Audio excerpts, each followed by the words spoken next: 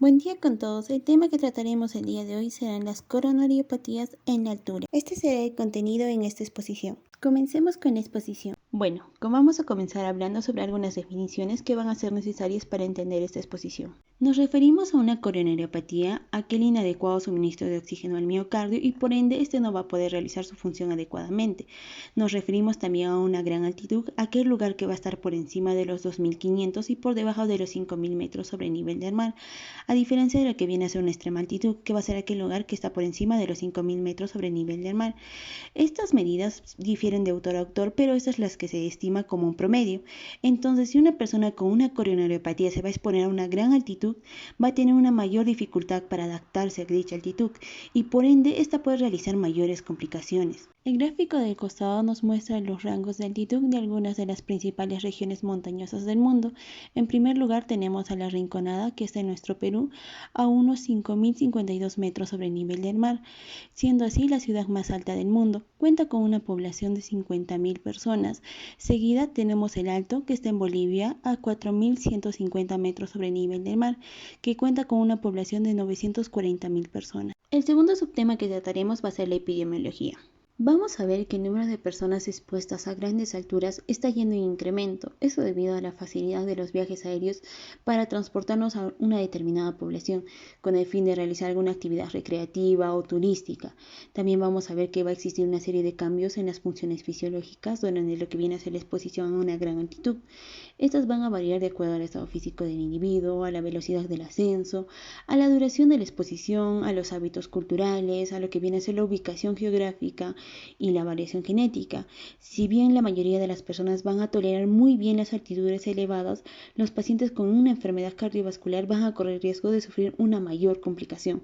Eso debido a la hipoxia, a lo que viene a ser la reducción del suministro de oxígeno, a la estimulación simpática, al aumento de la demanda miocárdica, también a la vasoconstricción paradójica, y no podemos dejar de hablar de las alteraciones hemodinámicas que se pueden presentar. El tercer subtema que vamos a tratar será la física y la fisiología cardiovascular a gran altitud. Vamos a ver que el oxígeno se va a mover del aire inspirado al espacio alveolar a través de las vías respiratorias y luego se va a difundir a través de los alvéolos para llegar a la sangre, donde se va a transportar unido principalmente a la hemoglobina, pero también se puede transportar en forma disuelta para llegar a los capilares y de aquí este va a difundir por las paredes de los vasos para llegar también a los tejidos, a las células y finalmente a las mitocondrias. Entonces, ¿qué sucede cuando una persona se expone a una gran altitud? Vamos a ver que aquí la presión barométrica y la oxigenación van a disminuir, ocasionando que el paciente entre en un estado de hipoxia hipovárica. Como lo que podemos observar en el gráfico que está al costado. Aquí vamos a ver que el aumento de la altitud va a dar como un resultado una disminución en forma curvilínea, tanto del oxígeno inspirado, que está en rojo, el oxígeno arterial, que está en verde, y la saturación del oxígeno, que está en azul. Esto lo podemos ver claramente si observamos ambos extremos, tanto de una persona que está a nivel del mar como una persona que está a más de 8.000 metros sobre el nivel del mar.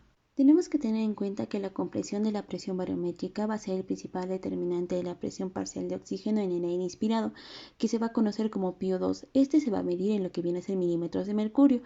Este va a ser esencial para comprender el estrés cardiovascular de las grandes altitudes. Vamos a tener en cuenta que la relación entre el PO2 y la fracción de oxígeno en el aire inspirado, que va a ser conocido como FiO2, y lo que viene a ser la presión barométrica, que se va a medir en milímetros de mercurio, se puede describir mediante la siguiente ecuación, que va a ser PO2 es igual a FiO2 por la presión barométrica menos 47.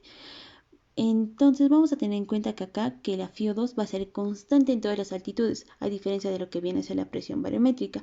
Entonces nosotros, ¿por qué estamos restando 47? Se resta 47 porque el oxígeno dentro del aire inspirado se va a reducir por la presencia del vapor de agua. Esto obtenido mediante lo que viene a ser el transporte hacia los pulmones, que típicamente es 47.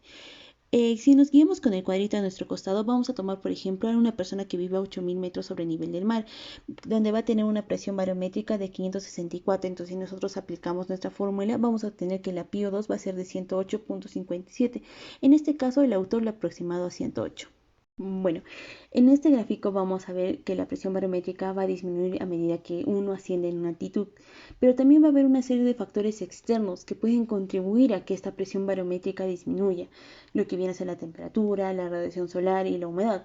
Por ejemplo, a gran altitud vamos a tener que haber en cuenta una menor temperatura, una mayor radiación y una menor humedad, a diferencia de una menor altitud, un clima costero, entonces en el que va a haber una mayor temperatura, una menor radiación y una mayor humedad. Entonces todos estos factores van a contribuir a que descienda la presión barométrica. Entonces, ¿por qué es tan importante la presión barométrica si nos preguntamos? Es importante porque esta va a determinar directamente lo que viene a ser la presión parcial de oxígeno inspirado. Y esto, si lo combinamos con lo que viene a ser la ventilación alveolar, nos va a establecer la presión parcial de oxígeno alveolar. Y si esta llega a disminuir, va a ocasionar que el paciente entre en un estado de hipoxia. Y al entrar en un estado de hipoxia, va a obligar al paciente a realizar una serie de cambios fisiológicos para que éste se adapte. Vamos a ver que las respuestas compensatorias normales a la hipoxia hipobaríca se van a denominar aclimatación, que en sí es un proceso agudo que va a incluir una serie de cambios fisiológicos que van a involucrar a múltiples sistemas. Si bien esta aclimatación va a comenzar a los pocos minutos tras el ascenso, puede que demore varias semanas hasta que ésta se llegue a completar. Del mismo modo, la aclimatación tiene el fin de mejorar lo que viene a ser la oxigenación de los tejidos, aumentando lo que viene a ser la presión de oxígeno alveolar, y del mismo modo nos va a ayudar a un mejor uso de este oxígeno por las células. También tenemos que tener en cuenta que la capacidad de aclimatación va a variar mucho entre los individuos y va a depender de múltiples factores, como lo que viene a ser el grado del estrés hipóxico, la velocidad del ascenso, la altitud alcanzada, la capacidad intrínseca de cada individuo para compensar la presión alveolar de oxígeno que puede estar disminuida. Aquí tenemos a la genética, a una variación anatómica, alguna condición médica y también tenemos a factores extrínsecos que pueden mejorar o interferir con los mecanismos compensatorios, como lo que vendría a ser el alcohol, los medicamentos y la temperatura. Acá tenemos que separar bien dos conceptos, lo que viene a ser la aclimatación y la adaptación. Si bien la aclimatación va a ser un proceso agudo, a diferencia de la adaptación, que es un proceso crónico que va a requerir varias generaciones. En la imagen del costado vamos a ver que con la exposición aguda a una altitud va a ocasionar una hipoxia aguda y esta se va a ver con una serie de cambios circulatorios que pueden implicar las vasculaturas sistémicas, cerebrales y pulmonares. Entonces vamos a ver que la disminución de la presión parcial de oxígeno va a ser detectada por los quimiorreceptores periféricos que van a estar en los cuerpos aórticos y carotídeos. Estos van a conducir a que haya una activación simpática y un aumento en la ventilación por minuto. Entonces, primeramente vamos a ver que va a producir una respuesta ventilatoria hipóxica. Esta va a producir que haya una hiperventilación y va a conducir a que haya una hipocapnia y una alcalosis respiratoria. Seguidamente vamos a ver que va a haber un aumento en la actividad simpática. Esta va a aumentar transitoriamente el gasto cardíaco, la presión arterial, la frecuencia cardíaca, el tono venoso y puede producir algunas alteraciones geométricas, como lo que viene a ser el aumento en el índice de la esfericidad en el corazón. En tercer lugar, vamos a ver que puede haber una vasodilatación sistémica. En cuarto lugar, vamos a ver que puede haber una hipoxia alveolar y una hipoxemia arterial. Estos dos factores van a inducir a que haya una vasoconstricción en la circulación pulmonar. Esta vasoconstricción pulmonar hipóxica en sí es un mecanismo protector que se va a dar durante la hipoxia alveolar regional. Esto principalmente para cambiar el flujo sanguíneo a regiones pulmonares y estas estén mejor ventiladas. Pero esta hipoxia alveolar global puede conducir a que se desarrolle una hipertensión pulmonar, generando así el riesgo de desarrollar un edema pulmonar o una insuficiencia ventricular derecha en el peor de los casos. Finalmente vamos a ver que va a haber una serie de factores adicionales, lo que puede haber una deshidratación leve. También vamos a ver que la diuresis mediada por la hipoxia pueden conducir a que haya un aumento agudo del hematocrito y también de la concentración de la hemoglobina. Esto se va a observar principalmente en los primeros días. También va a haber lo que viene a ser un aumento en la coagulidad. El cuarto tema que trataremos será la respuesta cardiovascular normal a una gran altitud. Bueno, vamos a comenzar hablando de la exposición a la altitud a corto plazo. Acá la serie de cambios se van a ver a los pocos minutos. Vamos a ver que la capacidad máxima del ejercicio aeróbico se va a encontrar reducida, principalmente a que va a haber una reducción de la presión parcial de oxígeno. Vamos a ver también que la respuesta inicial a la hipoxia va a ser un intento de aumentar más el suministro de oxígeno. Esto se va a lograr a que va a haber un aumento en la frecuencia de la ventilación por minuto y un aumento en lo que viene a ser el volumen corriente. También va a haber lo que viene a ser una vasoconstricción vasoconstricción pulmonar hipóxica, que va a ser un fenómeno fisiológico que va a ocurrir para redirigir el flujo sanguíneo a los alvéolos que van a estar ubicados en las áreas que van a contener una mayor cantidad de oxígeno. También vamos a ver que esta hiperventilación va a conducir a que haya una disminución del dióxido de carbono y va a provocar lo que viene a ser una alcalosis respiratoria. Entonces, todos estos factores van a producir que haya un desplazamiento de la curva de disociación de oxígeno y de la hemoglobina hacia la izquierda, lo cual es muy malo porque va a hacer que el oxígeno se aferre. Entonces, lo que nosotros necesitamos es que el oxígeno sea más libre. Entonces, para lo cual necesita que pase algún tiempo, en principal unas cuantas horas, en el cual se va a comenzar a producir lo que viene a ser el 2,bifosfoglicerato, que este va a hacer que esta curva se desplace a la derecha y en sí el oxígeno tenga una mayor facilidad para salirse e irse a los tejidos. También vamos a ver que va a haber un aumento en la producción de orina, que este va a aumentar lo que viene a ser las pérdidas de bicarbonato, para que de esta manera también estimulemos que haya una mayor respiración. También va a aumentar lo que viene a ser el hematocrito, también va a aumentar lo que viene a ser la hemoglobina, para que de esta manera también aumente la capacidad del transporte del oxígeno a los tejidos. También vamos a ver que el sistema simpático se va a activar, entonces esto va a producir que se libere epinefrina, y al liberar epinefrina vamos a tener que va a haber un mayor gasto cardíaco, va a aumentar también lo que viene a ser una broncodilatación a nivel de los pulmones y también va a promover una vasodilatación a nivel de los músculos esqueléticos. Bueno, los cambios observados en el EKG va a hacer que va a haber un aumento de la frecuencia cardíaca, principalmente en reposo. Vamos a ver que va a haber una prolongación del intervalo QT, va a haber un aplanamiento en la onda T y también en el segmento ST, va a haber un desplazamiento hacia la derecha en el eje QRS frontal, también va a haber un aumento en la amplitud de la onda P, principalmente esto es de la derivada 2. En lo que viene a ser una ecocardiografía Doppler, vamos a ver que va a haber un aumento de 3 veces en la presión arterial pulmonar media. También vamos a ver que la función diastólica ventricular, tanto derecha e izquierda, van a verse alterados. Vamos a ver que va a haber un tiempo prolongado de relajación isovolumétrica. Seguidamente hablaremos de la exposición a la altitud a largo plazo. Acá las respuestas se van a ver después de 3 o 4 días después a exponernos a esta altura. Vamos a ver que la exposición prolongada a la altitud se va a asociar a una serie de respuestas fisiológicas adaptativas, las cuales van a incluir el restablecimiento de la respuesta ventilatoria hipóxica, para que de esta manera haya una mayor ventilación ante lo que viene a ser un estímulo hipóxico.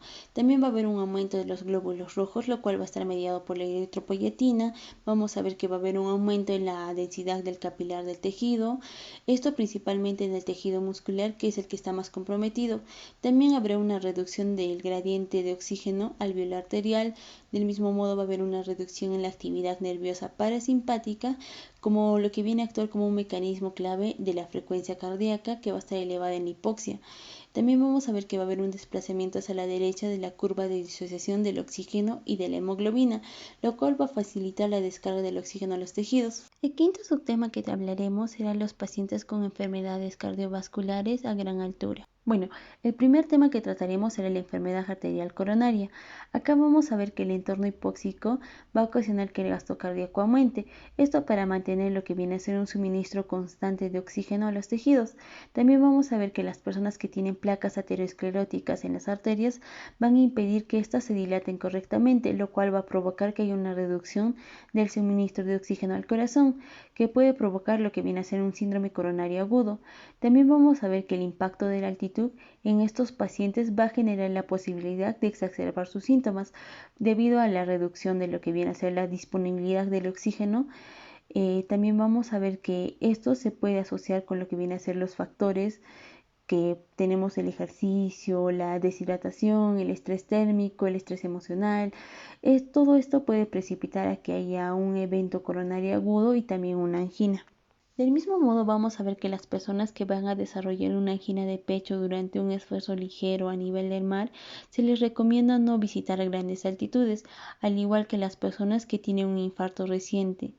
Estas dos personas está casi contraindicado que visiten grandes altitudes.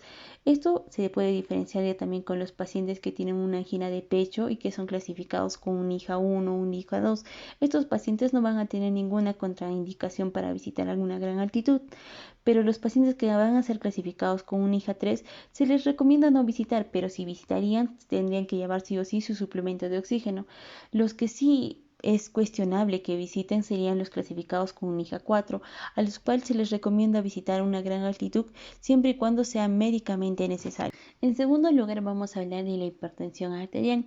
Vamos a ver que las personas que no padecen hipertensión arterial van a tener tanto sus valores de la presión arterial sistólica como la diastólica van a estar incrementados. Esto debido a permanecer varias horas en altitud. Entonces, una persona que sí tiene hipertensión arterial, este incremento va a ser aún mayor. Por lo tanto, van a tener un mayor riesgo de desarrollar complicaciones cardiovasculares, para lo cual se requiere un control adecuado de la presión arterial. Curiosamente, se ha visto que esta hipertensión no va a afectar el riesgo de padecer un mal de montaña agudo. Se ha visto que algunos medicamentos que se utilizaron a baja altitud no son totalmente eficaces a una gran altitud, como lo que viene a ser el caso de los betabloqueantes no selectivos y los bloqueantes de los receptores de angiotensina. El inconveniente de utilizar los betabloqueantes va a ser que estos van a reducir la saturación de oxígeno de la hemoglobina, lo cual va a limitar la capacidad de realizar algún ejercicio. En diferentes estudios, el más resaltante es que en el que se trató lo que viene a ser la hipertensión leve, con el uso de un bloqueador de canales de calcio y lo que viene a ser un bloqueador de los receptores de angiotensina, utilizando 80 miligramos de telmisartán y 30 miligramos de mifepristona de liberación lenta. Este estudio tuvo muy buenos resultados y es por eso que se aconseja, pero lo que más se aconseja es tomar la presión arterial con mucha regularidad. Bueno, en tercer lugar hablaremos de la insuficiencia cardíaca. Acá vamos a ver que el aumento de la actividad simpática va a elevar la resistencia vascular sistémica, también la presión arterial y la frecuencia cardíaca, que va a dar lugar a una reducción de la capacidad del ejercicio. También vamos a ver que la vasoconstricción pulmonar y la hipertensión que resulta de la gran altitud van a alterar la carga y la salida del ventrículo derecho. Además, esta vasoconstricción pulmonar va a causar el aumento de la eritropoyesis, aumentando la carga de la presión en el ventrículo derecho. Y todo esto va a reducir el rendimiento cardiovascular en pacientes con insuficiencia cardíaca. Del mismo modo, vamos a ver que va a existir factores adicionales que pueden predisponer a una exacerbación, que puede ser el nivel elevado de catecolaminas, el aumento de la permeabilidad transcapilar en el pulmón, un mal metabolismo en el músculo esquelético, una alta extracción de oxígeno en la periferia y lo que viene a ser una mala función pulmonar. Bueno, hablando de los medicamentos, vamos a ver que los betabloqueantes, los YECAs y los ARAs son eficaces para controlar la insuficiencia cardíaca a nivel del mar. Por desgracia, sus efectos secundarios son mucho más perjudiciales a la gran altura, ya que estos van a limitar la adaptación fisiológica. Vamos a tener en cuenta que los YECAs y los ARAs van a reducir la secreción de eritropoyetina y van a limitar el crecimiento del hematocrito. También el YECA y los betabloqueantes no selectivos van a reducir tanto la difusión de gases a nivel del alveolo como lo que viene a ser la hiperventilación causada por la hipoxia, por lo cual es aconsejable que sustituyamos estos medicamentos por los beta-1 bloqueantes selectivos, como lo que viene a ser el bisoprolol o el nebivolol. Bueno, en cuarto lugar vamos a hablar de las arritmias. Vamos a ver que existe una serie de factores asociados que pueden predisponer a una isquemia miocardia y por tanto una arritmia, lo que viene a ser el aumento de la actividad del sistema nervioso simpático, la hipoxia, la sobrecarga del ventrículo derecho, la alcalosis y los cambios que se puede haber en el transporte de membrana de potasio. Todo esto va a aumentar lo que viene a ser el riesgo de tener una muerte súbita, ya sea por latidos prematuros supraventriculares o lo que viene a ser latidos ventriculares. También se ha visto que puede haber palpitaciones, taquicardias y lo que viene a ser la prolongación del intervalo QT corregido. Bueno, también vamos a ver que los pacientes con una fibrilación auricular paroxística y los pacientes con una arritmia supraventricular bien controlada no van a tener ninguna contraindicación de viaje para que viaje a gran altura, a diferencia de los pacientes que tienen una arritmia inestable, que tienen arritmias ventriculares clasificadas como 4B, que son las taquicardias ventriculares no sostenidas de diversa duración, y los pacientes con una arritmia ventricular hemodinámicamente significativamente no controlada, clasificados como lo que viene a ser un IJA 3 o un IJA 4, en estos pacientes va a estar contraindicado el viaje a gran altura. Bueno, en quinto lugar vamos a hablar de la enfermedad valvular del corazón. Vamos a ver que una gran altitud va a agravar los síntomas de un paciente con una valvulopatía. Por ende, un paciente con una valvulopatía cardíaca grave o con síntomas se le va a recomendar no exponerse a una gran altitud. A diferencia de lo que viene a ser un paciente con una valvulopatía leve o moderada, en este paciente se le recomienda primero realizarse una ecocardiografía para documentar su función ventricular y valvular. Del mismo modo, realizar una prueba de esfuerzo para evaluar lo que viene a ser sus cambios hemodinámicos y su capacidad funcional a nivel del mar. En los pacientes que tienen una valvulopatía preexistente van a tener unos cambios hemodinámicos agudos que van a ser inducidos por el estrés hipóxico adicional.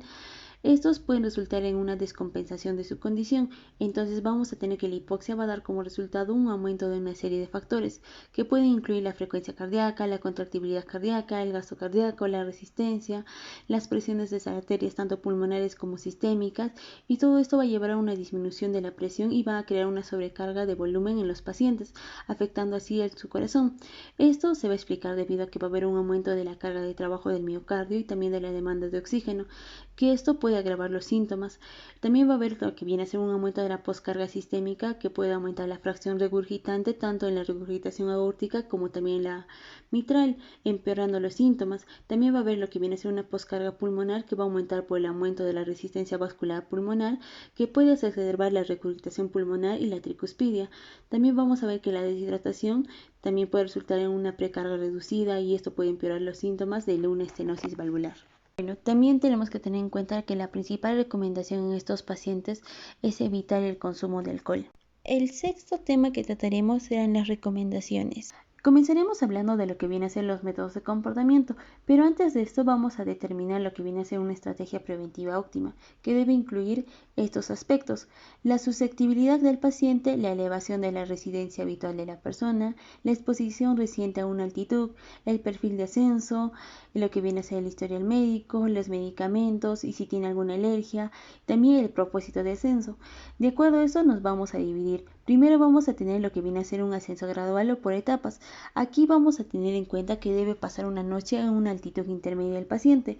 También podemos guiarnos con lo que viene a ser un dicho muy común entre los alpinistas, que dice sube alto y duerme bajo. Aquí nos dice que los viajes de un día a una altitud mucho más alta deben tener un regreso a una altitud mucho más baja.